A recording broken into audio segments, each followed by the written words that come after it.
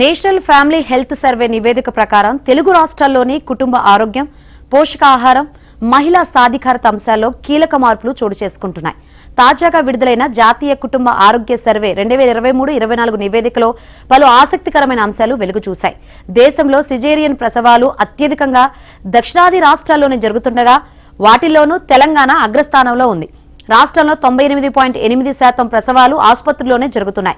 Private ఆసుపత్రుల్లో 83.9% సిజేరియన్లు జరుగుతున్నాయి. అందున పట్టణ ప్రాంతాల్లోని ప్రైవేటు ఆసుపత్రుల కంటే గ్రామీణ ప్రాంత ప్రైవేటు ఆసుపత్రుల్లోనే ఎక్కువగా సిజేరియన్స్ జరుగుతున్నాయి. సిజేరియన్ ప్రసవాల సంఖ్య గతంలో ఉన్న 60.7% నుంచి 62.2% పెరిగింది.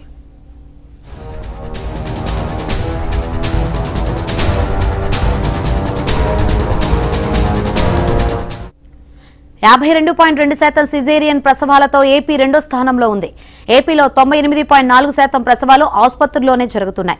ప్రైవేటు ఆసుపత్రుల్లో 66.2%, ప్రభుత్వ ఆసుపత్రుల్లో 38% సిజేరియన్స్ జరుగుతున్నాయి. ఏపీ జనాభాలో 5 ఏళ్లలోపు పిల్లలు 6.9% ఉన్నారు. 15 ఏళ్లలోపు పిల్లలు 21.1% ఉన్నారు.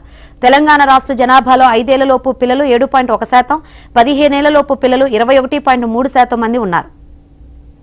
ఇక తెలంగాణ 15 ఏళ్లు పైబడిన పురుషుల్లో 43.9% మంది, మహిళల్లో 7.1% మంది మద్యం తాగుతున్నట్లు నివేదికలో వెల్లడైంది.